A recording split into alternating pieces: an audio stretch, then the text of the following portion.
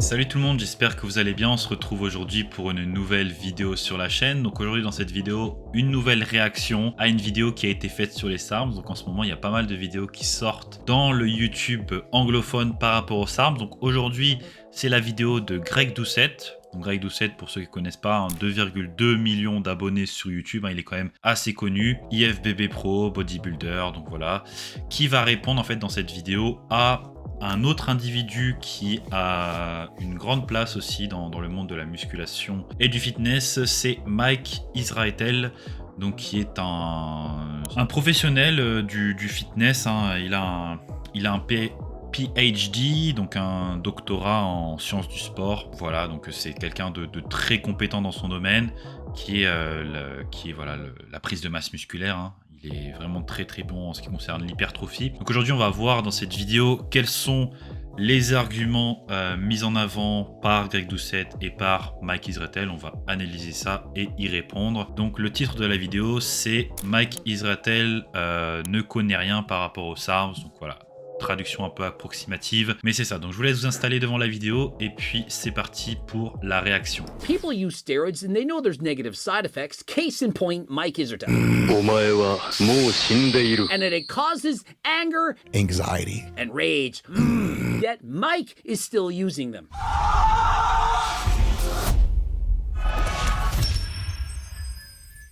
Coach Greg, in today's video, we're talking about SARMs. Mike Israetel, he made a video saying that SARMs are more dangerous than steroids, that they don't actually work that well, and that you shouldn't use them. And he's basing this on the fact that he talked to a bro who told him that he doesn't use them. Mike read a lot of studies, but he hasn't actually used them or coached people how to use them in the real world. I am here to correct him. Remember, I used to make the majority of my videos about SARMs, steroids, peptides, growth hormone, and so on. For those of you who want old school Coach Greg, well, you got him. SARMs are compounds that are supposed to act on the same receptors that natural testosterone that's produced in your very own ovaries or testicle, of some combination of both that you have. And so the brief rundown of SARMs is that they basically do what steroids do, but they're not supposed to have as many negative side effects. Voilà, en gros, ils ont raison totalement par rapport aux SARMs. Les SARMs, à la base, ont été faits pour remplacer les stéroïdes anabolisants, donc avoir les mêmes effets positifs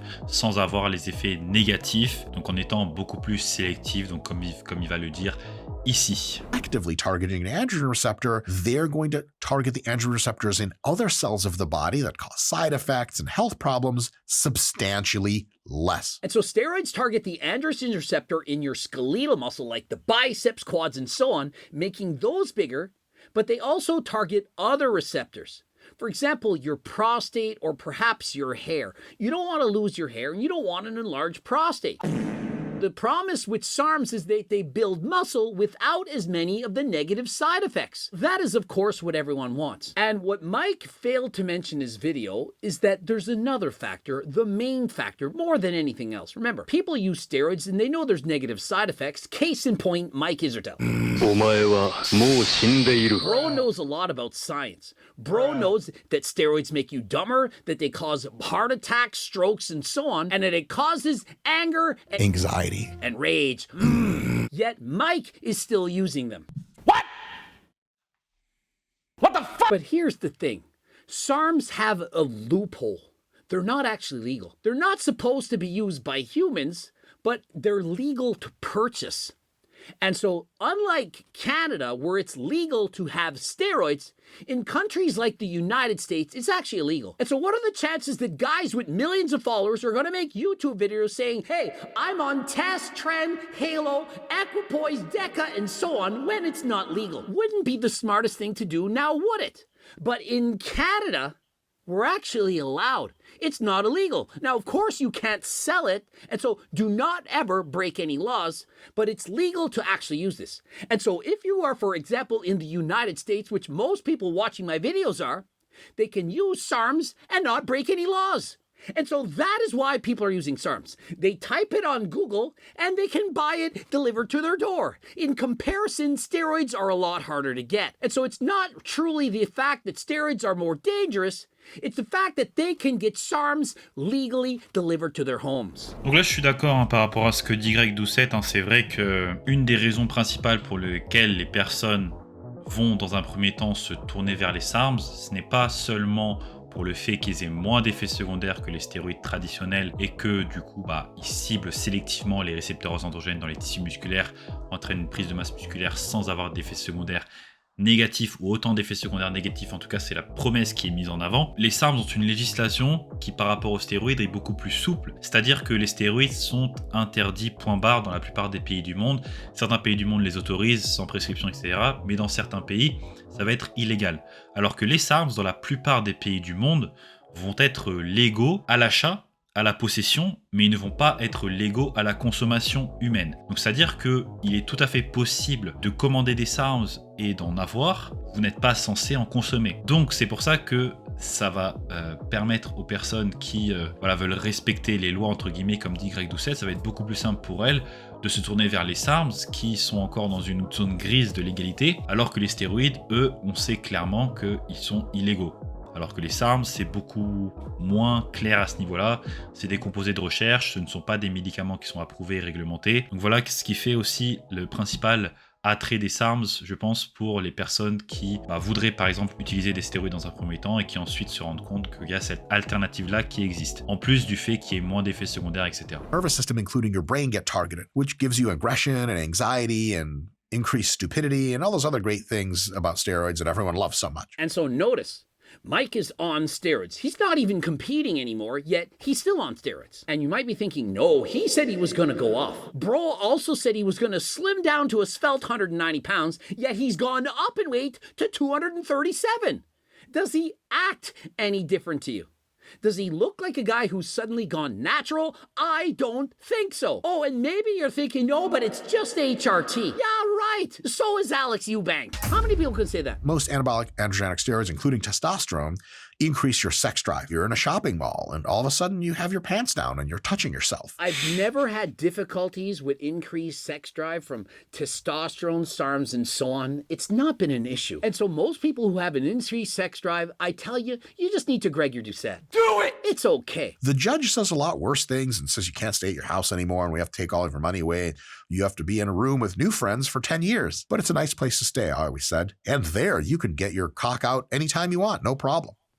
It's pretty difficult to put into words. It's not normal to talk like this. Mike, we've had enough. We don't need the latent homosexual comments. Je suis désolé, mais là, ça me fume. C'est les deux ensemble, ils font la paire, hein, franchement. Non, il parle de la libido sous SARMs et sous stéroïdes. C'est vrai que sous SARMs, généralement, il peut y avoir des augmentations de la libido, on va dire, dans les premières semaines d'utilisation, chez certaines personnes qui remarquent, mais ça va pas être une augmentation de libido aussi marquée que si l'individu utilisait, par exemple, de la testostérone à des dosages supraphysiologiques. Donc ça va être quelque chose qui va être beaucoup moins marqué.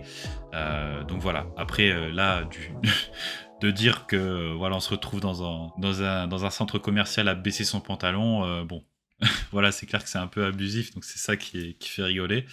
Mais voilà, je trouve c'est ça drôle, l'aparté sur la libido. In every single video. Unless you're trying to go to jail for sex crimes, maybe the high sex drive is not the most fun thing in the world to experience. And remember, Mike is not just a chill guy who likes to jerk with other men. He does seem like a genuine guy. Mike is a guy who says Coach Greg is a sociopath while he fantasizes about breaking people's leg with a baseball bat since he was a little child. Greg Doucette, two-faced lying sociopath. Not such a chill guy after all. And scale for scale, these things didn't grow hardly as much muscle as anabolic steroids did. I literally compared these. I compared taking Anavar to taking Rad 140.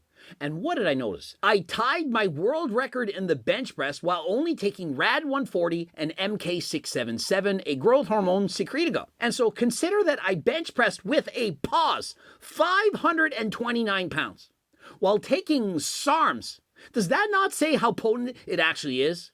And so in comparison, do you really think that I would have bench pressed 529 pounds while taking some Winstrol, some Anaval, D-ball only? I don't think so. And so what you know is that in the real world, in the hundreds of people that I've coached, they are in fact just as effective or more than many of the so-called steroids. Donc là, très intéressant ce que nous dit Greg Doucette, qui va à l'encontre de ce que beaucoup d'individus mettent en avant, notamment au niveau des influenceurs français ou des influenceurs, enfin des porteurs d'informations sur les réseaux sociaux, que les SARM seraient des produits qui ne sont pas efficaces et qui ne sont pas aussi efficaces que les stéroïdes. Que vient nous dire Greg Doucette ici? Donc je vais déjà parler de ce point et puis ensuite d'un autre point. C'est que lui-même, ayant utilisé à la fois des SARMs et des stéroïdes, il peut faire la comparaison. Et il nous dit que en utilisant du RAD 140 et du MK677, il a battu son record personnel et record du monde sur le développé couché à 529 pounds. Donc en kilogrammes, je vous mettrai à l'écran à quoi ça correspond à peu près. Mais il nous dit que voilà, sous stéroïdes, sous Anavar ou Winstrol, il n'aurait pas pu atteindre ces résultats-là. Et c'est vrai, milligramme pour milligramme, beaucoup de SARMs sont beaucoup plus puissants que certains stéroïdes. Si on compare par exemple, il y a des études qui ont comparé LGD 4033 à la testostérone ou au DK ou à d'autres produits, on se rend compte que les SARMs qui ont un rapport anabolique androgénique extrêmement intéressant, c'est-à-dire qu'ils vont avoir des effets anaboliques très conséquents et des effets androgéniques très faibles, donc ils vont être très puissants, milligramme pour milligramme, mais ils ne vont pas affecter autant que ça les aspects androgéniques. Donc il va y avoir peu d'effets secondaires androgéniques, ils vont être très sélectifs. Donc les SARMs, c'est pas des produits à jeter à la poubelle du tout, comme dit ici Greg Doucette. Il a coaché énormément de personnes avec les SARMs et on se rend compte que voilà, certains SARMs vont être beaucoup plus puissants que certains stéroïdes. Took the SARMs, which were underpowered for muscle growth, the amount of side effects you get on an absolute scale, they were not nearly as good as hoped for, unfortunately. And so he says, unfortunately, with the SARMs, which are underpowered for muscle growth, 529 pounds. Now remember, I took my blood work at said time, and it was in fact better than when I was taking testosterone, tren, and so on. Way better. I benched the same amount while taking testosterone, tren, and so on as I did while taking SARMs. The same amount. The same amount. The same amount. SARMs ended up being kind of like... Donc voilà, là il nous rappelle qu'il a du coup battu son record à développé couché en utilisant uniquement des SARMs, alors que voilà, il avait les mêmes performances qu'avec un cycle de testostérone, trenbolone et je ne sais quoi, avec des SARMs, en ayant une prise de sang beaucoup plus qualitative que sous stéroïdes.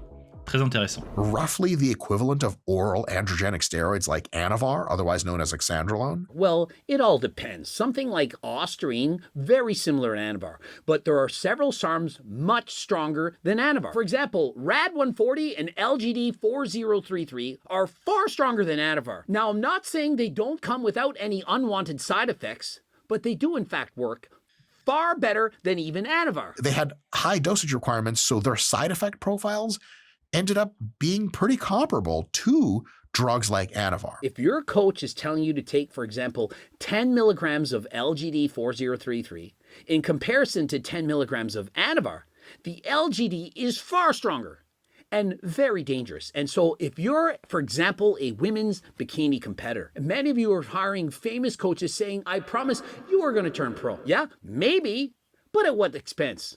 Remember, these SARMs can also cause unwanted virilization, in particular in females with the voice, acne, and so on. Use at your own discretion. Remember, the higher the dose, the greater the consequences. Top pro bodybuilders in there. Donc voilà, ça j'en ai parlé également dans mes vidéos, c'est que même si les SARMs vont être sélectifs et vont être beaucoup moins risqués que les stéroïdes milligramme pour milligramme, plus vous augmentez les doses et plus vous risquez d'avoir des effets secondaires, notamment chez les femmes, les effets secondaires androgéniques avec les SARMs peuvent arriver. Même si ce sont des produits très sélectifs, les femmes vont être beaucoup plus sujettes aux effets secondaires que les hommes à ce niveau-là. Coaches, they're the first. If it works, they'll use it. If it doesn't quite work, they just don't bother with it.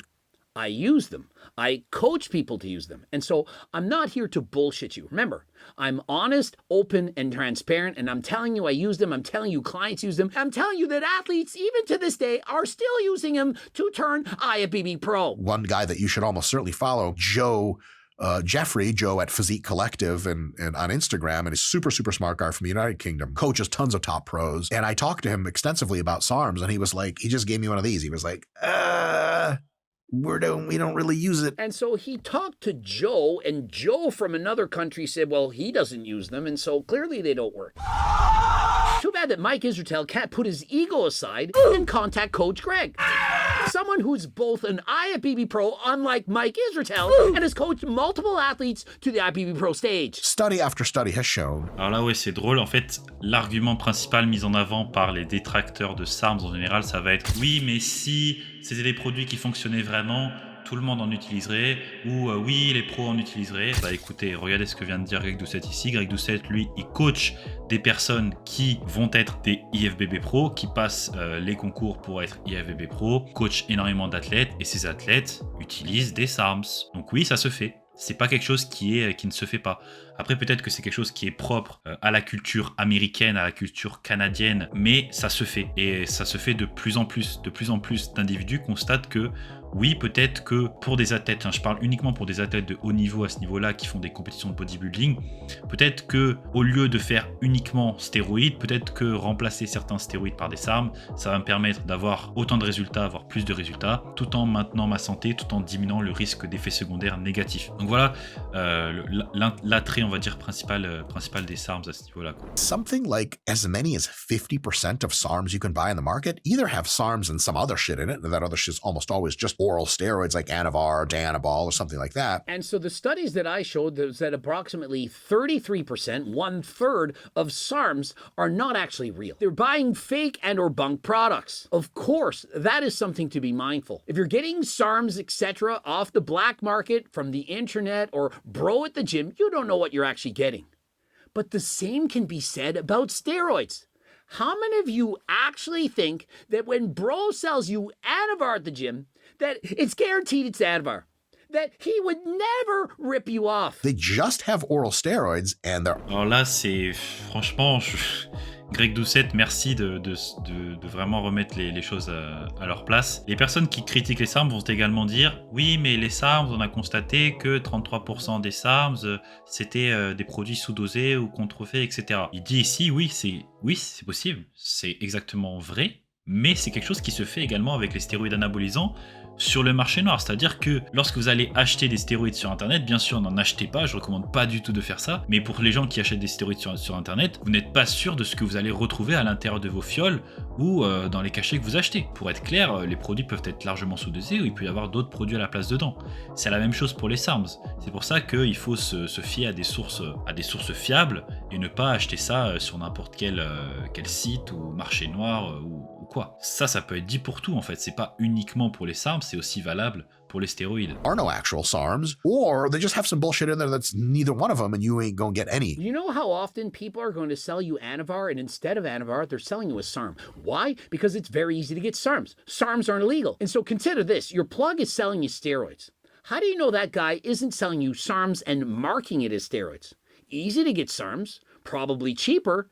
And so what's preventing them from selling you a bottle of Rad 140 and calling it Anavar?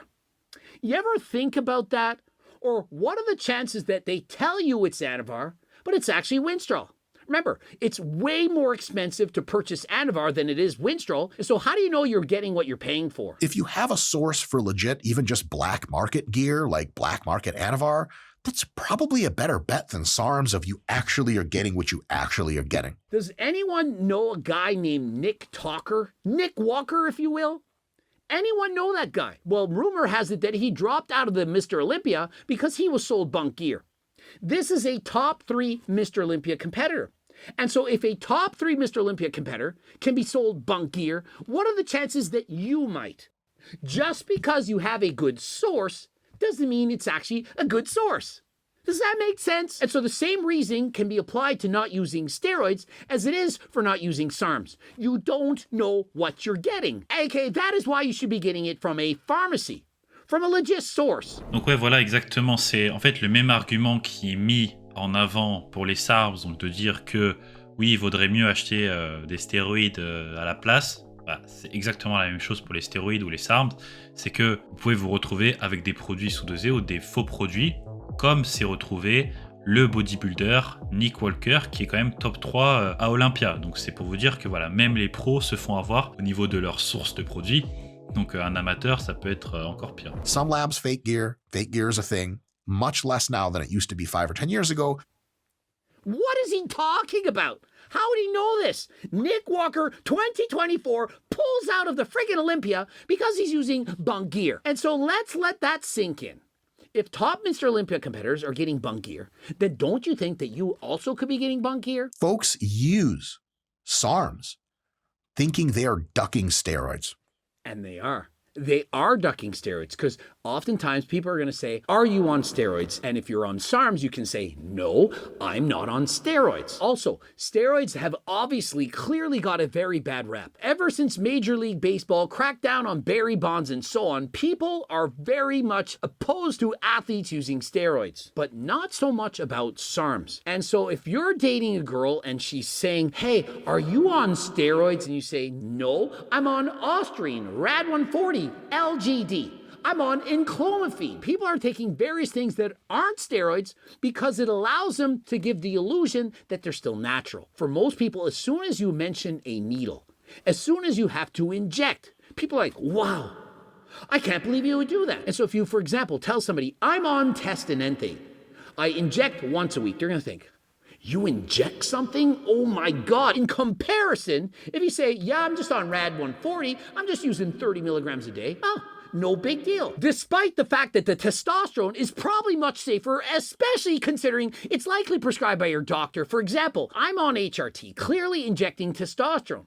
I do believe that that is much safer than me using SARMs. And my blood work right now is better than it's been in well over 10 years. Donc là, ouais, c'est totalement vrai que les gens utilisent des SARMs et vont dire que non, j'utilise pas de produits dopants, j'utilise pas de stéroïdes, je ne me dope pas, puisque les gens vont considérer que les SARMs ne sont pas réellement la même chose que les stéroïdes. Après, ce sont des produits qui fonctionnent et qui fonctionnent très très bien. Donc c'est pas pour dire que voilà, c'est pas parce que vous prenez des SARMs que vous êtes naturel ou que vous n'avez pas un avantage significatif. Ce n'est pas du tout le cas. Testosterone production. Fellas, let me tell you, you take SARMs for 8 weeks, you're going to get some gains. Of course they work, right? Yes, but if you take steroids, your testosterone levels are also going to go down, but normally even much more so than when you take SARMs. I've coached hundreds of people who have done the same.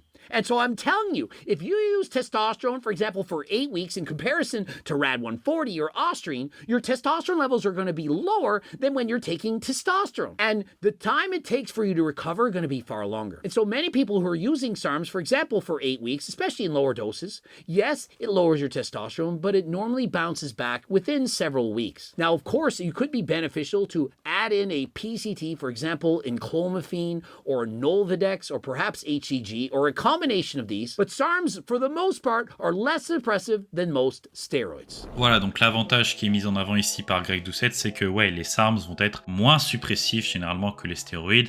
La récupération va être plus facile, plus rapide. Donc c'est aussi un attrait qui fait que les SARMs sont intéressants. On va être beaucoup plus supprimé en prenant de la testostérone, peu importe le dosage, qu'en prenant des SARMs, puisque les SARMs ne sont pas réellement la molécule bio-identique et ils ne vont pas autant affecter que ça la suppression hormonale. Bien sûr, ils peuvent le faire, mais c'est quand même beaucoup plus safe, safe, je mets des gros guillemets, que prendre des stéroïdes pour la suppression hormonale en tout cas. What do you have now as far as things that help you grow muscle? Donc voilà, la vidéo est terminée par rapport à Greg Doucette. Donc voilà, je pense que moi je suis plutôt du même avis que Greg Doucette. Après, je n'ai pas une expérience significative avec les stéroïdes pour pouvoir en parler comme lui en parle ici, mais on voit très bien que voilà, pour des gens qui ont utilisé des SARMs ou alors qui ont accompagné des personnes qui ont utilisé des SARMs, que les SARMs sont des produits qui fonctionnent, qui sont efficaces, qui sont parfois même plus puissants que certains stéroïdes, qui vont avoir moins d'effets secondaires, qui vont moins affecter la production naturelle de testostérone que les stéroïdes. Bien sûr, ils ne sont pas sans danger, ce sont des produits dangereux, je le rappelle, mais ils peuvent être moins dangereux que certains stéroïdes. Également, un autre avantage, c'est que la légalité est plus floue dans la plupart des pays du monde que par rapport aux stéroïdes anabolisants. Les stéroïdes anabolisants sont totalement illégaux, alors que les SARMs ne sont pas totalement. Tout dépend de l'appellation du produit et de l'utilisation qui en est faite. Donc voilà pour cette vidéo. Si vous avez aimé la vidéo, n'hésitez pas à liker la vidéo, à laisser un commentaire. Ça aide toujours pour l'algorithme YouTube à me poser n'importe quel type de questions en commentaire par rapport à cette vidéo, par rapport à autre chose. J'essaierai d'y répondre au mieux. N'hésitez pas également à me rejoindre sur toutes mes communautés, donc via les liens en description, également sur mon Instagram. Vous pouvez également rejoindre mon site web pgsarms.com pour vous renseigner. Et puis voilà, j'espère qu'on se retrouvera à bientôt sur la chaîne pour une nouvelle vidéo. Allez, salut les gars, bye bye.